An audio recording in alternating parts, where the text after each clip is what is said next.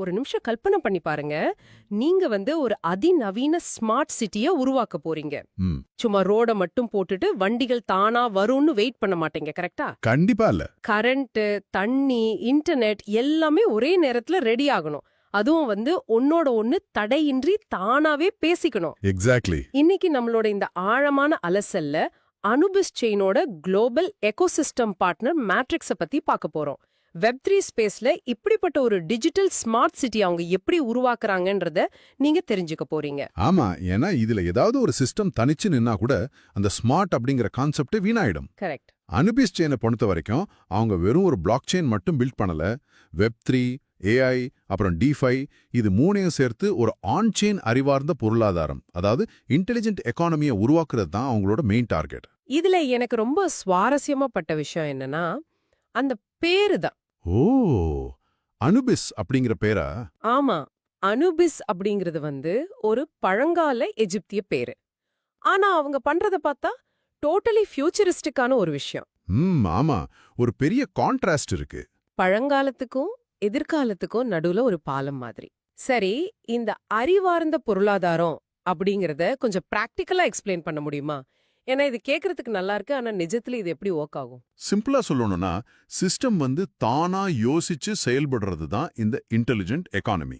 இப்போதைக்கு கிரிப்டோல நாம என்ன பண்றோம்? ஒரு டேட்டா பிளாட்ஃபார்ம்ல சார்ட் பார்ப்போம், அப்புறம் வாலெட்டை ஓபன் பண்ணுவோம். அதான் மேனுவலா ட்ரேட் பண்ணுவோம், ரைட்? ஆனா அனுபிஸோட இந்த மேட்ரிக்ஸ்ல அவங்க கொண்டு வந்திருக்கிற ஏஐ சிஸ்டம்ஸ் அந்த டேட்டாவை ரீட் பண்ணி உங்க வாலெட் வழியா தானாவே ட்ரேட் எக்ஸிக்யூட் பண்ணும். Wow, okay. இதுதான் அந்த புத்திசாலித்தனமான பொருளாதாரம். சரி, இப்போ அந்த பார்ட்னர்ஸ் லிஸ்ட பாப்போம். Coin market cap, coin gecko மாதிரி பெரிய டேட்டா பிளாட்ஃபார்ம்ஸ், அப்புறம் டியூஎக்ஸ் tools, Bitget wallet, my token, Aave.ai, டாப்போஸ், ராக்கெட் ஸ்வாப். ஆமா, ஆரா ஓஎஸ், ADS3, ஸ்பாட்டன் ஓஎஸ், அப்புறம் வெஸ்ட். இப்படி ஒரு பெரிய லிஸ்டே இருக்கு. ஆனா ஆடியன்ஸ் பாயிண்ட் ஆஃப் வியூல இருந்து நான் கேக்குறேன். சொல்லுங்க. ஒரு யூசரா நான் டேட்டாக்கு ஒரு ஆப், ட்ரேடிங்க்கு ஒரு டெக்ஸ், செக்யூரிட்டிக்கு ஒரு வாலெட்னு மாத்தி மாத்தி ஜம்ப் பண்ணா எனக்கு ஆப்ஃபெட்டெக், அதாவது ஒருவித சோர்வு தானே வரும். நியாயமான கேள்வி. இத்தனை பேரையும் ஒரே நேரத்துல உள்ள கொண்டு வர்றது ஒரு கன்ஃபியூஷனை உருவாக்காதா? இது வெறும் பேர்களை லிஸ்ட் பண்ற ஒரு மார்க்கெட்டிங் ஸ்ட்ராட்டஜியா? இல்ல, நீங்க கேக்குறது புரியுது. ஆனா இது நீங்க ஒரு யூசர் இத்தனை ஆப்ஸையும் தனித்தனியா ஓபன் பண்ணி பார்க்கணும்னு நினைக்க கூடாது. ஓ, அப்படியா? ஆமா, திரும்பவும் உங்க ஸ்மார்ட் சிட்டி உதாரணத்துக்கே வருவோம். அந்த சிட்டில காயின் கெக்கோ அப்படிங்கிறது டிராஃபிக் சென்சார் மாதிரி டேட்டாவை உடனுக்குடன் கொடுக்கும். ஓகே. பிட்கெட் வாலெட் அப்படிங்கிறது அந்த சிட்டிக்குள்ள நுழையிறதுக்கான செக்யூர்டான டிஜிட்டல் பாஸ்போர்ட். இந்த பார்ட்னர்ஷிப்ஸ் எல்லாமே பேக் எண்ட்ல ஒன்னோட ஒன்ன கனெக்ட் ஆகிறதுக்காக தான், யூசர்ஸை கன்ஃபியூஸ் பண்றதுக்கு இல்ல. அப்போ நான் ஒவ்வொரு ஆப்புக்கும் போக தேவையில்ல, இந்த சிஸ்டம்ஸ் எல்லாமே எனக்கு பதிலா பேக்ரவுண்ட்ல பேசிக்கோன்னு சொல்றீங்க. எக்ஸாக்ட்லி.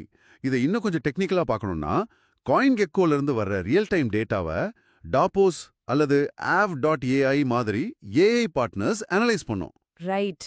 அந்த ஏஐ எந்த ஒரு மனித தலையீடும் இல்லாம ராக்கெட் ஸ்வாப் மாதிரி ஒரு டெக்ஸ்ல ஸ்மார்ட் கான்ட்ராக்டை ட்ரிகர் பண்ணும். நிஜமாவா?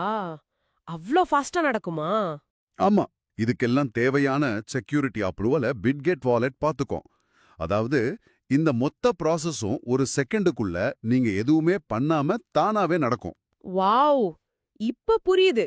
இது வெறும் தனித்தனி தீவுகள் கிடையாது, எல்லாத்தையும் இணைக்கிற ஒரு இன்விசிபிள் நெட்வொர்க். கரெக்ட். அப்போ இந்த குளோபல் எக்கோசிஸ்டம் பார்ட்னர் மேட்ரிக்ஸ் அப்படிங்கிறது வெறும் கம்பெனிகளோட லிஸ்ட் இல்ல, எதிர்கால வெப்3க்கு தேவையான ஒரு முழுமையான ஆட்டோமேட்டட் இன்ஃப்ராஸ்ட்ரக்சர். அதான் உண்மை. வெப்3யோட ஃபியூச்சர் தனித்தனி ஆப்ஸா இருக்க போறதில்ல. அது ஒரு தடையற்ற ஒருங்கிணைப்பா, ஒரு சீம்லெஸ் இன்டகிரேஷனா தான் இருக்க போகுது. அதனால தான் இத்தனை தரவுத்தளங்கள், வாலெட்ஸ், அப்புறம் ஏஐ சேவைகளை இப்போவே ஒரே மேட்ரிக்ஸ்ல இணைக்கிறது எதிர்கால தொழில்நுட்ப வளர்ச்சிக்கு ரொம்ப அவசியமா இருக்கு. சூப்பர். இன்னைக்கு நாம அனுபிஸ் செயினோட பார்ட்னர் மேட்ரிக்ஸ் எப்படி ஒரு அறிவார்ந்த ஆன் செயின் பொருளாதாரத்தை உருவாக்குதுன்னு ரொம்ப டீப்பா பார்த்தோம். ஆமா, எப்படி ஒவ்வொரு பார்ட்னரும் ஒரு குறிப்பிட்ட ரோல் பிளே பண்ணி இந்த டிஜிட்டல் சிட்டியோட இன்ஃப்ராஸ்ட்ரக்சரை ஸ்ட்ராங் பண்றாங்கன்னு தெரிஞ்சுக்கிட்டோம். கண்டிப்பா. ஃபைனலா இத கேக்குறவங்களுக்கு ஒரு கேள்வி. சொல்லுங்க. இன்னைக்கு ஏஐ, டிஃபை, அப்புறம் பிளாக் செயின் தளங்கள் எல்லாம் இந்த அளவுக்கு ஆழமா ஒன்றிணையும் போது எதிர்காலத்துல நம்மளோட தினசரி இணைய பரிவர்த்தனைகள் எந்த அளவுக்கு மாறப்போகுது? ஒரு நல்ல கேள்வி. ஒரு கட்டத்துல இந்த டிஜிட்டல் ஸ்மார்ட் சிட்டி இன்ஃப்ராஸ்ட்ரக்சர் நம்ம கண்ணுக்கு தெரியாத அளவுக்கு காத்து மாதிரி ஒரு சாதாரண பேக்ரவுண்ட் விஷயமா மாறிடுமா? நீங்களே யோசிச்சு பாருங்க.